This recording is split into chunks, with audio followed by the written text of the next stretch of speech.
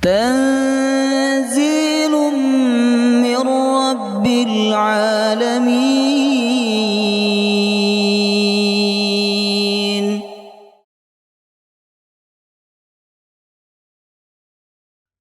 لقد جاءكم رسول من أنفسكم عزيز عليه ما عنتم حريص عليكم بالمؤمنين رؤوف رحيم.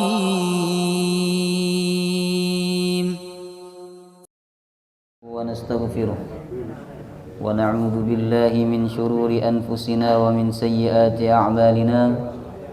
من يهده الله فلا مضل له ومن يضلل فلا هادي له. أشهد أن لا إله إلا الله وحده لا شريك له وأشهد أن محمدا عبده ورسوله لا نبي ولا رسول بعده. اللهم صل وسلم على نبينا محمد وعلى آله وصحبه أجمعين. سبحانك لا علم لنا إلا ما علمتنا إنك أنت العليم الحكيم. اللهم إنا نسألك علما نافعا ورزقا طيبا وعملا متقبلا آمين يا رب العالمين. Assalamualaikum warahmatullahi wabarakatuh. Alhamdulillah, kita memuji dan bersyukur kepada Allah Subhanahu wa taala. Pagi hari ini kita dipertemukan kembali dan dikumpulkan di tempat yang mulia, di dalam majelis yang mulia, yakni majelis ilmu. Ini tentu semua karena rahmat Allah. Tanpa rahmat Allah tidak mungkin kita bisa melakukan kebaikan ini. Allah berfirman, walaula fadlullahi alaikum wa rahmatuhu lakuntum minal khasirin. Kalau bukan karena karunia dan rahmat Allah, kalian semua akan menjadi orang-orang yang rugi. Oleh karena itu kita selalu membutuhkan rahmat Allah, mulai dari kita bangun tidur sampai saat ini, bahkan sampai kita menghadap Allah Subhanahu wa ta'ala. Semoga Allah selalu merahmati kita semua. Amin ya rabbal alamin. Alhamdulillah, Ahad ketiga di waktu duha kita bisa kembali melakukan kajian sirah Nabi sallallahu alaihi wasallam setelah beberapa bulan vakum, ya, libur. Yang pertama karena Ramadan, yang kedua karena libur Idul Fitri, yang ketiga pas bulan kemarin ada acara. Ahad ketiga bulan kemarin pas ada acara di Majelis Tabligh Muhammadiyah Sukun. Bapak Ibu, alhamdulillah pagi hari ini kita bisa melanjutkan kembali. Saya ingin tanya dulu panjenengan, masih ingat enggak kajian terakhir kita sirah nabinya sampai mana? Yang terakhir pembahasannya sampai mana? Hah? Nah, ini baru saya tanya, tema terakhir sirah nabinya sampai mana? Judul pembahasan terakhirnya sampai mana? Belum bisa menjawab, apalagi saya tanya materinya. Nah, inilah pentingnya mencatat. Coba ibu-ibu yang punya catatan sirah Nabi di kajian Ahad pagi ini, sampai mana terakhir catatan sirahnya? Karena bukunya ganti-ganti. Ya Allah. Itulah kenapa kita harus mengikat ilmu dengan catatan, Bapak Ibu. Karena ilmu ini diibaratkan oleh Nabi seperti binatang liar. Apabila tidak diikat, dia akan lari dengan cepat. Dan cara mengikat ilmu adalah bil kitabah, dengan mencatat. Mencatat itu tradisinya ulama, tradisinya orang-orang soleh, ya, seperti Imam Ahmad bin Hambal. Beliau kemana-mana selalu membawa mihbarah. Mihbarah itu pulpen dan tintanya terpisah. Tahu panjenengan ya? Jadi harus dicelupkan terlebih dahulu baru dia bisa menulis. Nah, kemana-mana beliau selalu membawa mihbarah dan tidak semudah membawa pulpen zaman sekarang, jemaah rahimakumullah. Ditanya oleh seseorang, "Ya Imam, ya ila mata ma'al mihbarah, sampai kapan panjenengan bersama mihbarah ini?" Karena usianya sudah tua, alim, hafalannya sudah banyak dan sudah menjadi rujukan fatwa pada zaman itu. Tapi kemana-mana selalu membawa mihbarah.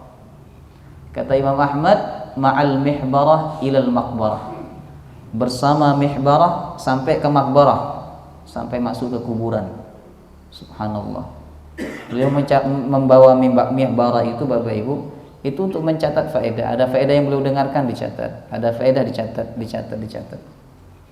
Subhanallah panjenengan ini ya.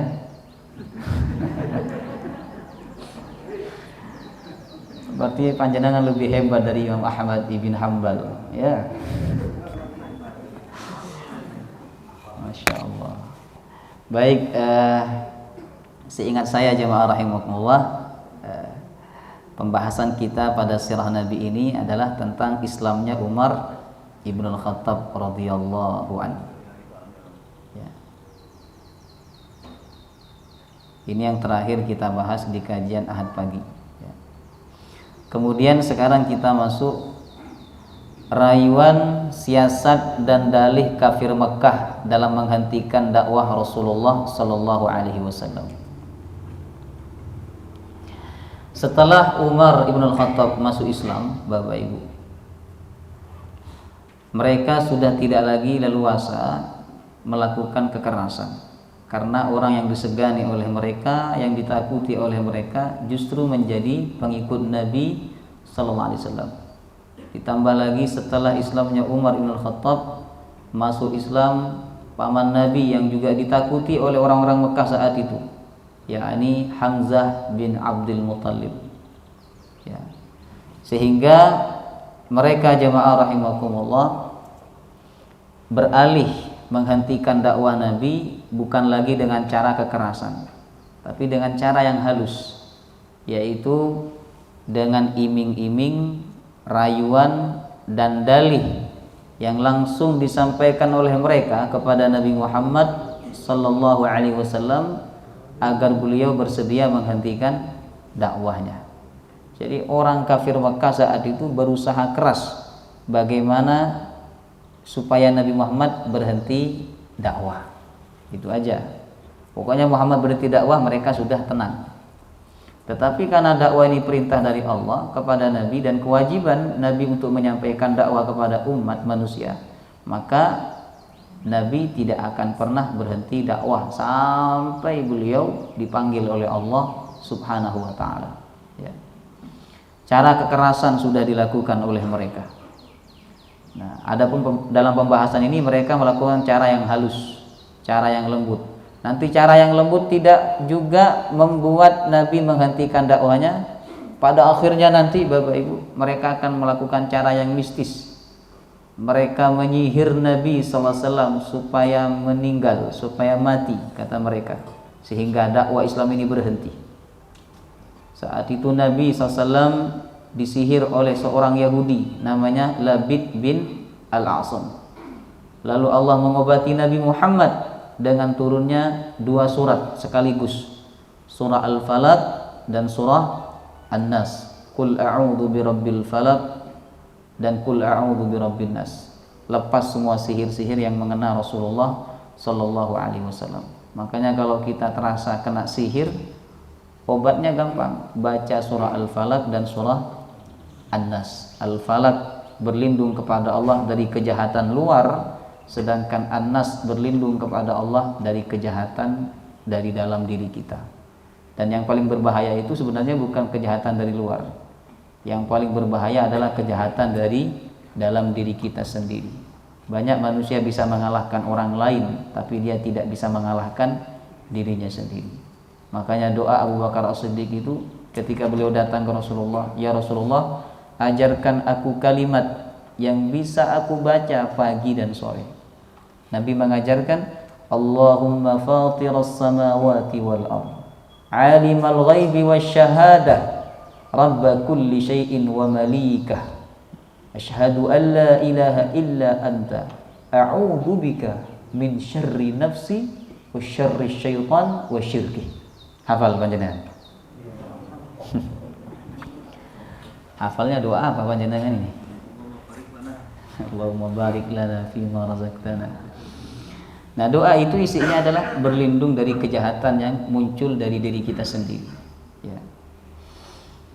Baik, jadi cara kedua yang dilakukan oleh orang kafir untuk menghentikan dakwah Nabi SAW adalah mereka melakukan cara iming-iming, rayuan, dan dalih. Ya. Yang pertama, Bapak Ibu, mereka mengiming-imingi Nabi sallallahu alaihi wasallam dengan harta dan kedudukan. Nabi ditawarkan harta yang banyak dan kedudukan yang paling tinggi di kota Mekah, dengan syarat Nabi meninggalkan dakwah. Ya. Dalam riwayat Imam Ibnu Ishaq dan Ibnu Hisham disebutkan bahwa Utsbah bin Rabi'ah, seorang tokoh cendekiawan dalam masyarakat Arab saat itu. Utsbah ini orang yang pandai berdiplomasi, orang yang sangat cerdas dalam berdialog. Ya. Ketika orang berdialog dengan Utsbah, rata-rata mereka tidak menang. Ya. Karena Utsbah memang diberikan kelebihan cerdas dalam berdialog, Bapak Ibu. Nah, saat itu Utsbah mengikuti pertemuan tokoh-tokoh Quraisy. Dan di dalam pertemuan itu yang dibahas adalah tentang dakwah Rasulullah SAW. Jadi mereka berkumpul bagaimana caranya menghentikan dakwah Nabi, ya. Bagaimana caranya memadamkan dakwah Islam. Maka kemudian Utsbah bin Rabi'ah saat itu berkata kepada tokoh-tokoh yang ada di dalam majelis, "Wahai kaum Quraisy, izinkanlah aku bertemu dan berdialog dengan Muhammad dan menawarkan beberapa tawaran kepadanya. Barangkali dia bersedia menerima salah satunya sehingga ia berhenti menyusahkan kita." Ya, padahal dakwah Islam itu tidak merugikan mereka sebenarnya, jemaah rahimakumullah, tapi mereka susah hati ketika Nabi berdakwah. Makanya Utsbah mengatakan, "Aku akan datang kepada Muhammad menawarkan beberapa tawaran, mungkin dia mau menerima tawaran itu sehingga dia berhenti berdakwah menyusahkan kita." Kemudian anggota forum saat itu semuanya sepakat dan setuju terhadap usulan Utsbah bin Rabi'ah. Kata mereka, "Kami setuju wahai Abul Walid." Abul Walid ini panggilan Utsbah. "Pergilah dan berdialoglah kepada Muhammad." Akhirnya Utsbah kemudian datang kepada Rasulullah SAW. Datang kepada Nabi. Setiap tamu yang datang kepada Nabi, maka Nabi akan menemuinya dan akan melayaninya dengan penuh kehormatan. Sunnah melayani tamu, walaupun yang datang itu seorang non muslim, belum beriman kepada Allah Subhanahu wa taala.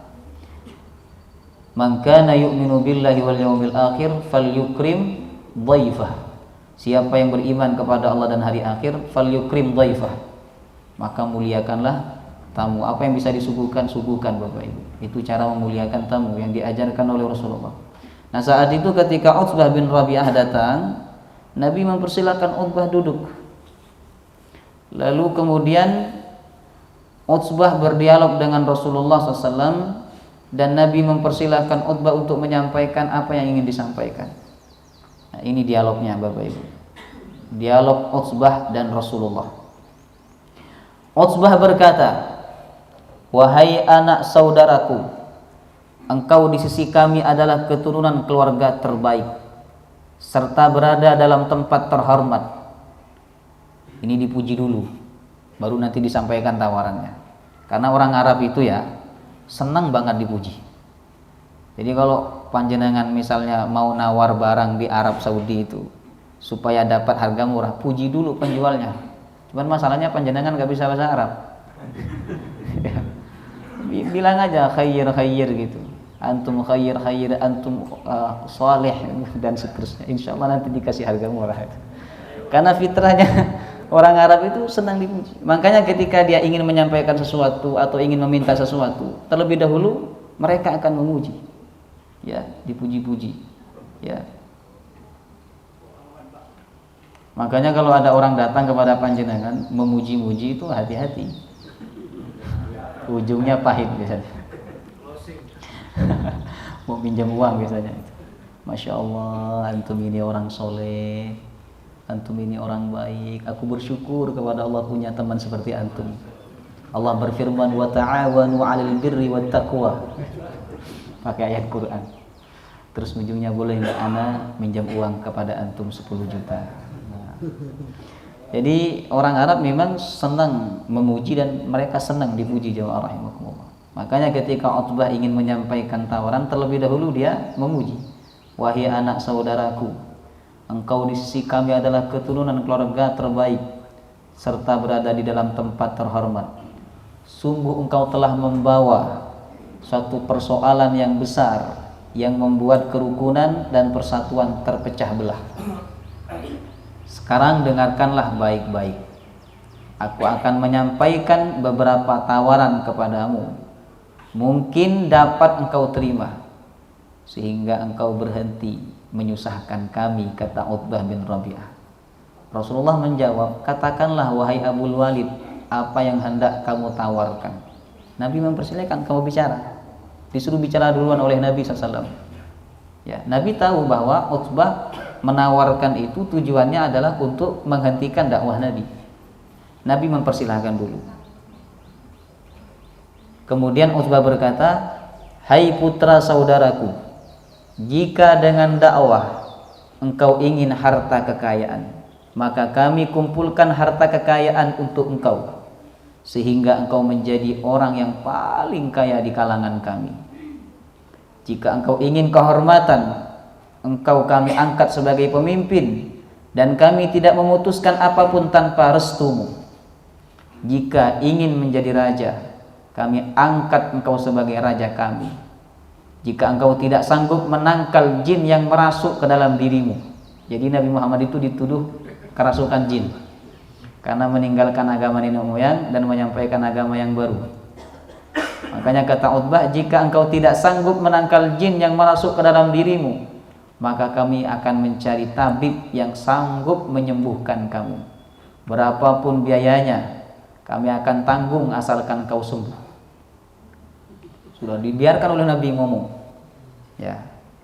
Kemudian Nabi SAW bertanya, sudah, kata Nabi, sudah selesai apa yang engkau sampaikan wahai Abul Walid? Nah, ini adab yang diajarkan oleh Nabi. Kalau orang lain ngomong jangan dipotong pembicaraannya, ya, apalagi ustaz. Kadang ustaz asik menyampaikan tiba-tiba nyeleduk. Kalau gimana hukumnya jika begini ya ustaz? Jadi nggak boleh, jemaah rahimakumullah. Karena pembahasan berikutnya itu ada kaitannya dengan pembahasan yang pertama. Jadi kalau ngomong tidak boleh memotong pembicaraan orang lain. Diam, dengarkan, hormati dia berbicara. Ini walaupun yang berbicara non muslim dan niatnya tidak baik kepada dakwah Islam, tapi Nabi dengarkan. Ya, Nabi mendengarkan, didengarkan oleh Nabi. Ya, bahkan Nabi bertanya, sudah selesai apa yang ingin kamu sampaikan? Sudah, ada lagi kata Nabi? Kata Abul Walid, sudah, khalas. Ya. Nabi berkata, nah, jika demikian, sekarang giliran saya, kata Nabi. Nah, nih, dengarkan baik-baik. Dengarkan baik-baik, kata Nabi. Aku akan membacakan satu surah kepada kamu. Akhirnya saat itu Nabi membacakan surah Fussilat ayat 1 sampai 14. A'udzu billahi minasy syaithanir rajim. Bismillahirrahmanirrahim. Hamim. Tanzilum minar rahmanir rahim. Kitabun fussilat ayatuhu Qur'anan Arabiyyan liqaumin ya'lamun. Basyiran wa nadhiran fa'a'rada aktsaruhum fahum la yasma'un. Nah, saat itu Bapak Ibu, Utsbah bin Rabi'ah mendengarkan dengan khusyuk. Awalnya dia meremehkan, duduknya begini, jadi tangannya di belakang sebagai sandaran. Coba ada yang praktek gini. Nah, ini kan cara duduk orang yang biasanya meremehkan apa yang disampaikan oleh orang lain. Ini masih mending. Yang lebih meremehkan itu kalau nggak dengarkan, tidur. Ya, enggak, mungkin bukan meremeh, tapi karena ngantuk. Ya, gini. Awalnya begini, Nabi membacakan surah Fussilat ayat 1 sampai 14. Awalnya begini. Ayat 1 masih begini, ayat 2 masih begini duduknya. Ketika sampai di ayat 13 Bapak Ibu, yang itu isinya ancaman cerita umat terdahulu yang dibinasakan oleh Allah karena mereka ingkar padahal mereka tahu itu kebenaran. Kemudian Utsbah bin Rabi'ah merubah posisi duduknya menjadi tegap. Sampai di ayat 14, mulut Nabi ditutup oleh Utsbah bin Abi Rabi'ah. Cukup wahai Muhammad. Kenapa? Karena dia takut dengan ancaman itu. Kemudian Nabi SAW berkata kepada Utsbah bin Rabi'ah, anta wa dzaka. Sekarang sudah jelas, tinggal kamu pilih. Kamu ingin agama kakek moyangmu atau kamu ingin mengikuti ayat-ayat yang saya bacakan, kata Nabi Muhammad SAW. Kemudian Utsbah bin Rabi'ah saat itu tidak menjawab apa-apa. Lalu dia pulang. Nah, mereka yang sebelumnya musyawarah dengan Utsbah bin Abi Rabi'ah ini, mereka menunggu kabar baik. Pasti Utsbah bin Rabi'ah akan menyampaikan kabar gembira ini. Setelah datang mereka bertanya, bagaimana wahai Utsbah? Kata Utsbah bin Rabi'ah, sungguh aku mendengarkan ucapan yang sangat indah, belum pernah aku dengarkan sebelumnya. Ucapan itu lebih indah daripada syair. Ucapan itu bukanlah ucapan tukang syair, bukan ucapan setan, bukan ucapan mantra, bukan ucapan dukun, kata Utsbah bin Rabi'ah. Biarkanlah Muhammad dengan urusannya, jangan kalian ganggu. Apa kata mereka? Wahai Utsbah, sungguh engkau telah disihir oleh ucapan Muhammad. Jadi Utsbah bin Rabi'ah pun terkagum ketika mendengar bacaan Rasulullah Sallallahu Alaihi Wasallam. Ya. Nah, ini tawaran itu ditolak oleh Nabi. Nabi ditawari harta yang paling banyak, kedudukan yang paling tinggi, kemudian wanita yang paling cantik, ya. Tapi Nabi menolak. Karena apa? Karena dakwah Nabi tidak mencari itu. Dakwah Nabi hanya mencari ridha Allah Subhanahu wa taala. Orang di dalam hatinya hanya ada Allah, maka selain Allah akan lewat, Bapak Ibu. Orang kalau dakwah cari cuan, tahu cuan panjenengan? Dikasih harta satu gepuk, sudah berhenti ngomong. Ya, sudah enggak bicara sama sekali. Ya. Tapi kalau orang itu dakwahnya tulus karena Allah, dikasih harta 1 T, 2 T, 3 triliun, lewat, jemaah rahimakumullah. Karena apa? Yang ada di dalam hatinya adalah hanya Allah, ridha Allah Subhanahu wa taala. Nah.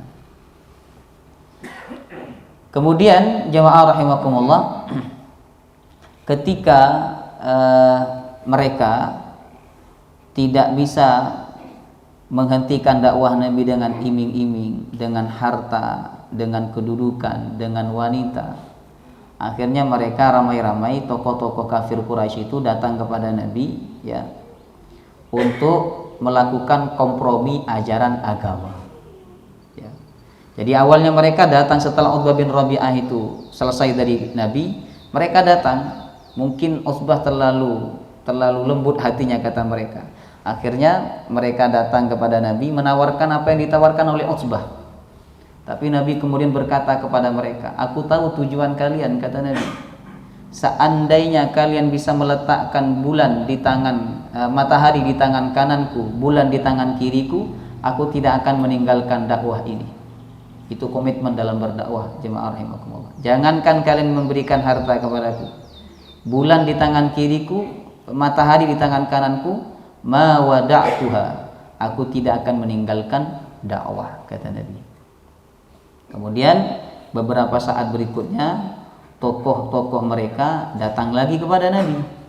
Nah, kali ini mereka mengajak kompromi ajaran agama, Bapak Ibu.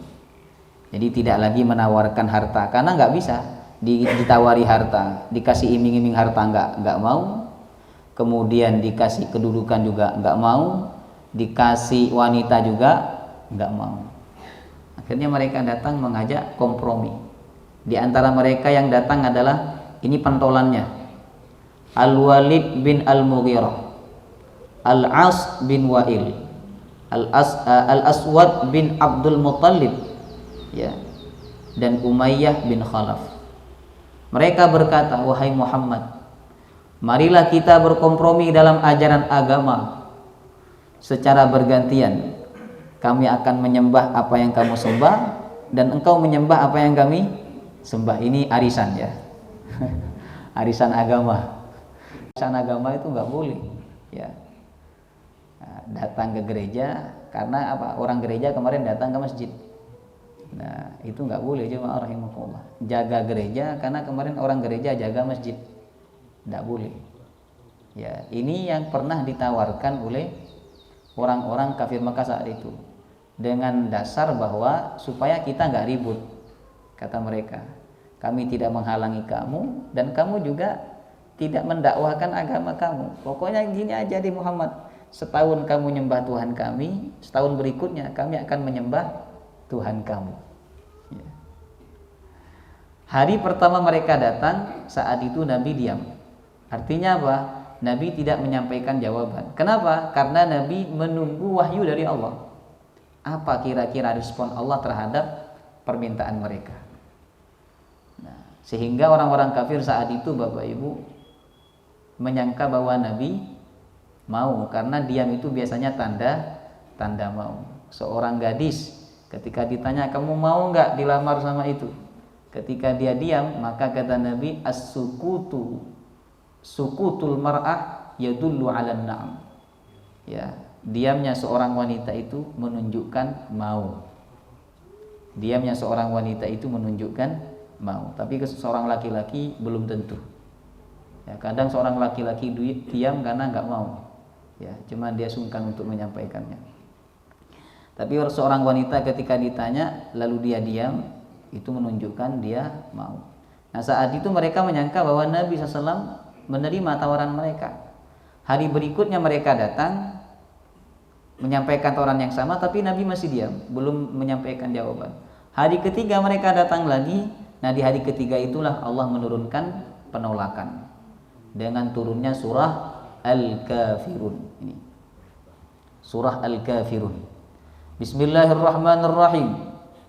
Nabi langsung menyampaikan kepada mereka, Qul ya ayyuhal kafirun, wahai orang-orang kafir. Nabi tidak mengatakan wahai Abul Walid, wahai Al-As bin Wa'il. Nabi tidak mengatakan wahai non muslim, ya.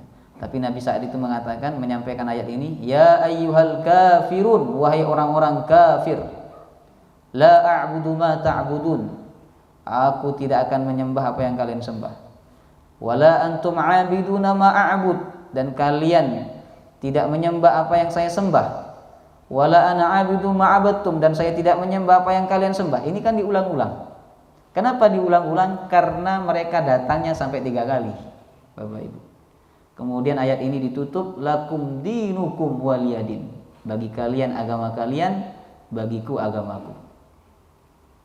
Jadi dalam ayat ini Allah tegas menyatakan bahwa mereka adalah kafir. Boleh nggak nyebut non muslim dengan kafir?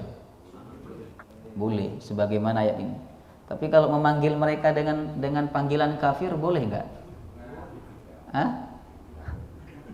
Boleh apa enggak? Misalnya panjenengan punya kawan, kafir.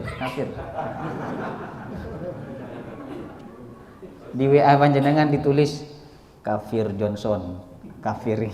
Boleh nggak itu? Hah?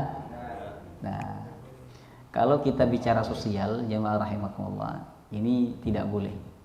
Karena Nabi SAW tidak pernah memanggil orang kafir dengan panggilan kafir secara sosial, ya. Nabi langsung memanggil namanya. Tapi kalau secara konteks keagamaan, maka mereka diistilahkan dengan istilah kafir, disebut dengan istilah kafir.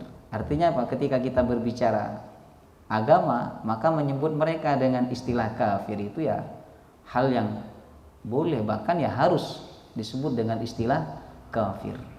Kafir ini kan dari kata kafaro, artinya menutupi. Orang yang menutupi hatinya percaya kepada Allah dan Nabi Muhammad, Islam menyebutnya sebagai kafir. Kafir beda dengan kufur. Kalau kufur itu orang yang menutup hatinya untuk mengakui nikmat Allah.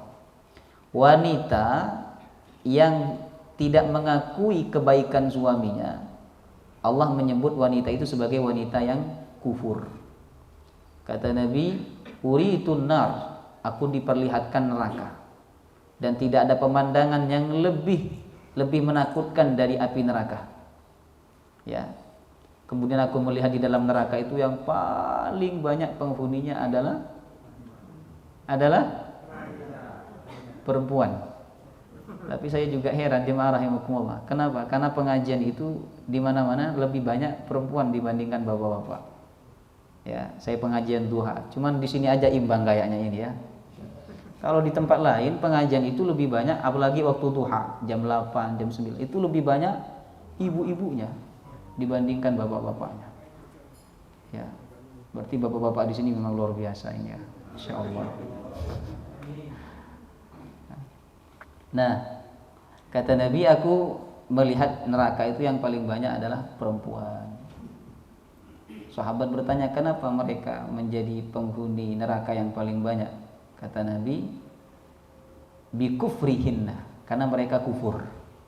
Sahabat bertanya ke Rasulullah, apakah mereka kufur kepada Allah? Apakah mereka kufur kepada Rasulnya? Kata Nabi, tidak, walakin yakfurnal ashir, tapi mereka itu kufur kepada suaminya. Mereka kufur kepada suaminya. Ya. Ada hadis lain Bapak Ibu. Jadi kufur itu maksudnya adalah tidak mengakui kebaikan suami. Ya, padahal suami itu udah baik. Jadi suami itu ruwet ibu-ibu. Ini curhat seorang suami sendiri. Bukan saya membela suami ya, enggak. Tapi jadi suami itu ruwet. Jamaah rahimakumullah. Jadi pagi udah berangkat, ya. Kemudian sore baru pulang. Kadang malam baru sampai rumah. Belum lagi orang yang kerjanya ngojek gitu ya, gojek online. Itu hujan-hujan berangkat. Ya kan ada yang pesan makanan, dia berangkat. Itu untuk siapa? Bukan untuk dirinya itu. Itu untuk istri dan anaknya. Makanya ibu-ibu harus sering-sering bilang terima kasih kepada suami. Ya. Ya ibu-ibu. Hah?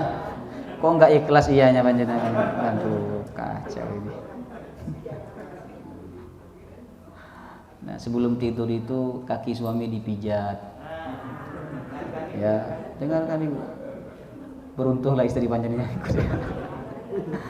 Nah, sebelum tidur itu kaki suaminya dipijat Bapak Ibu.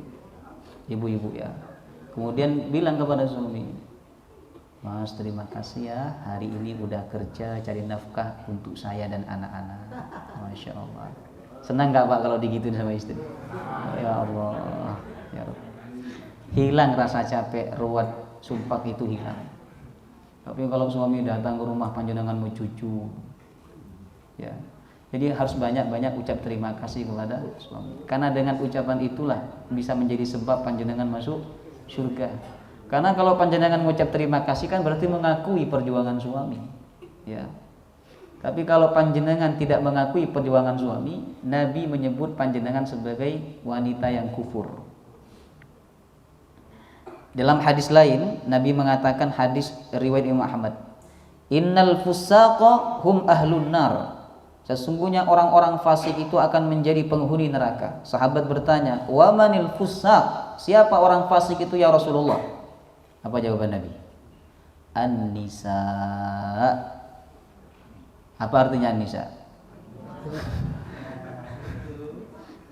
An-nisa, perempuan. Jadi ketika Nabi bertanya, siapa orang fasik itu? perempuan. Minggu depan nggak, ibu-ibu nggak datang kayaknya. Kata Nabi, an-nisa, perempuan. Kemudian sahabat bertanya, awalasna ummahatina wa akhawatina wa azwajina? Ya Rasulullah, bukankah perempuan itu ibu kita, istri kita, saudara perempuan kita? Iya, kata Nabi. Walakinnahum idza u'tina lam yashkurna wa idza betulina lam yasbirna.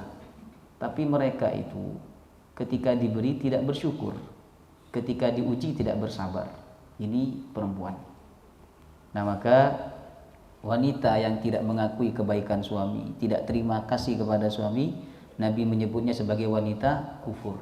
Jadi kufur dengan kafir itu beda. Kalau kufur sifatnya sama seperti orang kafir, kalau kafir akidahnya tidak yakin, tidak percaya terhadap adanya Allah dan Muhammad sebagai Rasulullah SAW. Makanya mereka disebut oleh Allah dengan kafirun. Ya ayyuhal kafirun, la a'budu ma ta'budun, aku tidak menyembah apa yang kalian sembah, wala antum ma'abiduna ma'abud. Terus dan sampai ujung suratnya, lakum dinukum waliyadin, bagi kalian agama kalian, bagiku agamaku.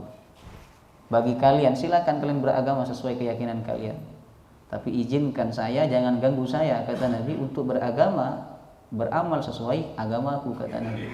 Jangan halangi aku berdakwah. Mereka berdakwah, jangan kita halangi, jemaah rahimakumullah. Dan mereka tidak boleh menghalangi dakwah kita.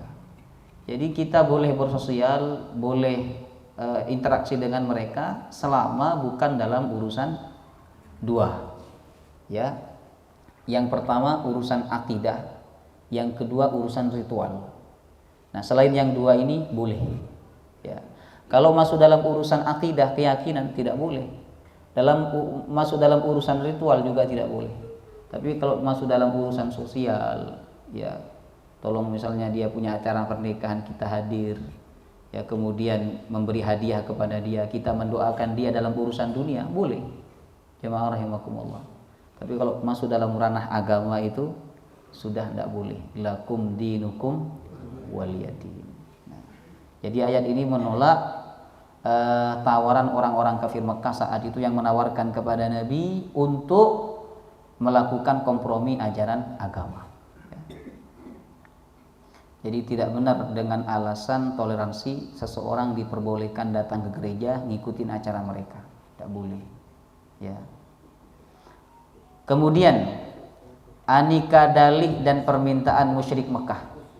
Setelah mereka menyampaikan tawaran harta ditolak oleh Nabi, tawaran kompromi ajaran agama juga ditolak oleh Nabi, bahkan Allah langsung menurunkan ayat Al-Qur'an.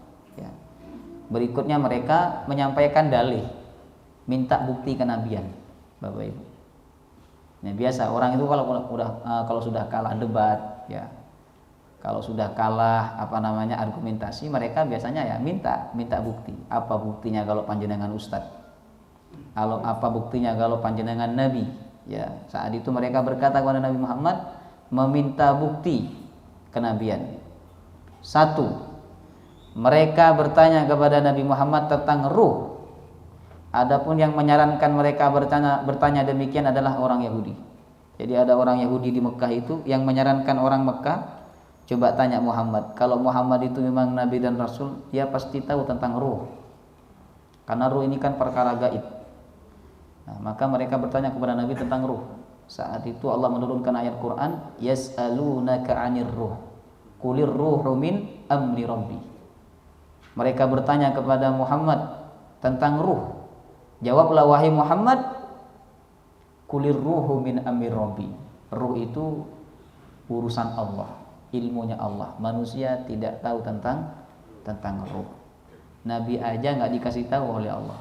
Ini ada orang sekarang sok tahu tentang ruh. Katanya ruh datang setiap malam Jumat. Ya. Itu lebih hebat dari Nabi Muhammad. Ya. Ruh datang ke rumah orang, keluarganya yang meninggal dunia setiap malam Jumat. Makanya malam Jumat dibacakan apa, dikasih apa. Ya. Ini keyakinan yang tidak benar, keyakinan yang batil, Bapak Ibu. Ya. Jadi masalah ruh itu urusan Allah Subhanahu wa taala. Kita tidak boleh berbicara hal yang gaib kecuali ada dalil dari Al-Quran dan hadis yang sahih. Kemudian yang kedua, mereka yang kaya enggan dipersamakan dengan kaum muslim yang miskin. Mereka meminta keistimewaan khusus. Jadi mereka menyampaikan syarat, wahai Muhammad, kami ini mau masuk Islam, asalkan majelis kami dibedakan dengan orang kaya. Jadi kami punya majelis sendiri. Orang-orang elit ini ada majelisnya sendiri, nggak mau digabung dengan orang miskin. Kalau perlu orang-orang miskin tuh kau usir ke pinggiran sana, wahai Muhammad. Ya. Maka kemudian Allah menurunkan ayat Al-Quran membela orang miskin. Yang dibela oleh Allah dalam Quran itu orang miskin, bukan orang kaya.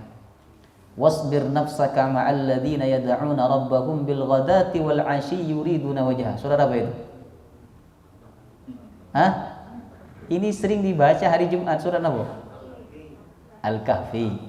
Wasbir nafsaka ma'al ladzina yad'una rabbahum bil ghadati wal 'ashyi yuriduna wajha. Sabarkan diri kamu wahai Muhammad untuk tetap bersama orang-orang yang ikhlas mengingat Allah di waktu pagi dan di waktu sore, yakni orang-orang miskin. Wala ta'du aynaka 'anhum turidu zinatal hayatid dunya. Jangan kau fokuskan pandanganmu kepada orang yang hanya mengharapkan kehidupan dunia. Jadi kalau ada orang membuat majelis ilmu hanya khusus orang-orang kaya, itu adalah sifat orang kafir di zaman Nabi. Ya. Jadi boleh masuk ke dalam majelis ilmu itu kalau nunjukkan apa? Tabungannya. Tabungannya berapa? Oh 1M masuk. Ini berapa? 10 juta. Enggak boleh.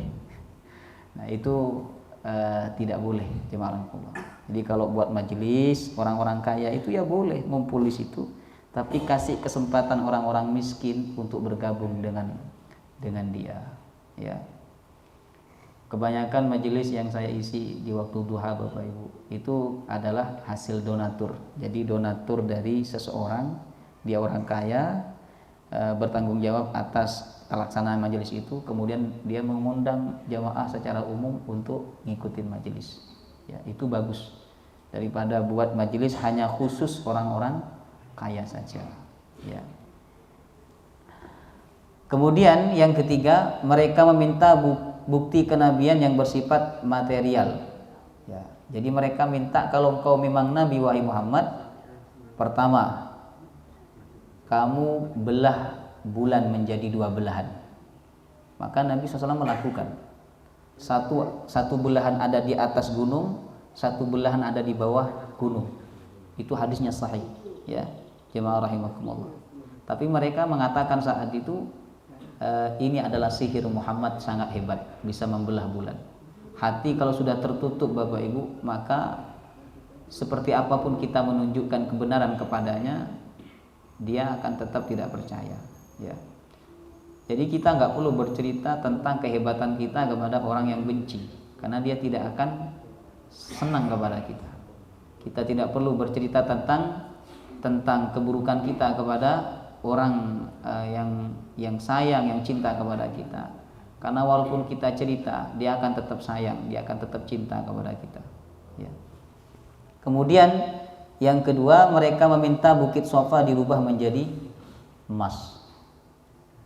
Jadi kalau wahai Muhammad, kalau engkau memang nabi, rubah Bukit Sofa itu menjadi emas. Nah, saat itu Nabi berkata kepada mereka, kalau aku bisa merubah jadi emas, apakah kalian mau beriman kepadaku? Iya, kata mereka. Nabi sudah mengangkat tangan Bapak Ibu. Tapi ketika itu malaikat Jibril turun menyampaikan wahyu. Wahai Muhammad, Allah berpesan, Allah akan merubah Bukit Sofa ini menjadi emas, tetapi apabila setelah itu masih ada yang ingkar, masih kafir, maka Allah akan menimpakan azab kepada mereka yang sangat pedih, belum pernah ditimpakan kepada umat sebelumnya. Tetapi apabila Bukit Sofa itu tidak dirubah menjadi emas, Allah akan memberikan kesempatan kepada mereka untuk bertaubat. Nabi SAW memilih yang kedua. Nabi tidak berdoa kepada Allah, dan Nabi memilih agar Bukit Sofa itu dibiarkan begitu saja tidak menjadi emas. Nabi ingin umatnya mendapatkan kesempatan untuk bertaubat kepada Allah Subhanahu wa taala. Nah, itu sayangnya Nabi kepada umatnya. Kalau Nabi tidak sayang kepada mereka, Nabi berdoa Bukit Safa itu jadi emas, kemudian mereka tetap kafir, Allah binasakan mereka.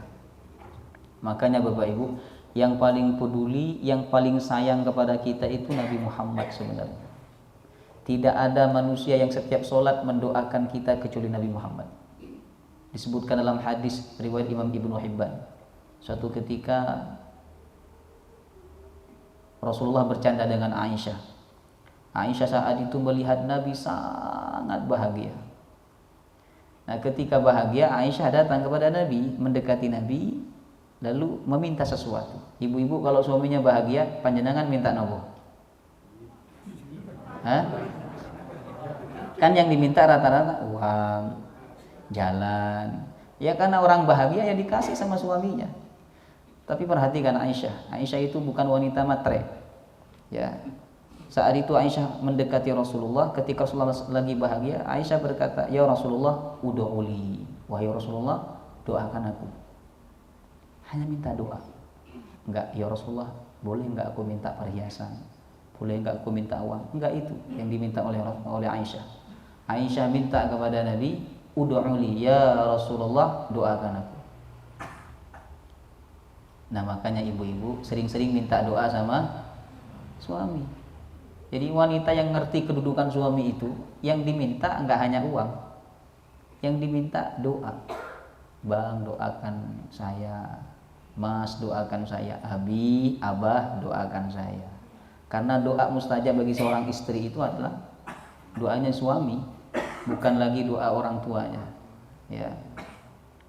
Maka Nabi mendoakan Aisyah, Allahumma ighfir li Aisyah ma taqaddama min dhanbiha wa ma ta'akhkhar. Ya Allah, ampunkan dosa Aisyah yang sudah lalu maupun yang akan datang, yang tampak maupun yang tersembunyi. Saat itu Aisyah radhiyallahu anha bahagia banget. Saking bahagianya Bapak Ibu, sampai kepalanya jatuh di pangkuan Rasulullah. Saking bahagianya. Subhanallah. Saking bahagianya. Biasanya kan perempuan itu bahagia kalau dikasih emas, dikasih uang, ditransfer uang, bahagia luar biasa. Ini enggak, dikasih doa. Cuma dikasih doa oleh Nabi, dosa-dosanya diampuni yang lalu maupun yang akan datang. Bahagianya minta ampun Bapak Ibu. Luar biasa. Sampai kepalanya jatuh di pangkuan Rasulullah. Apa kata Nabi? Ayasurruki du'ai wahai Aisyah? Apakah doaku yang telah membuat kamu bahagia seperti ini? Iya ya Rasulullah, aku bahagia banget. Karena sudah didoakan dosa-dosaku diampuni oleh Allah, yang lalu maupun yang akan datang, yang tampak maupun yang tersembunyi. Apa kata Nabi? Wahai Aisyah, kamu tahu enggak bahwa doa ini aku bacakan untuk umatku setiap aku sholat. Subhanallah.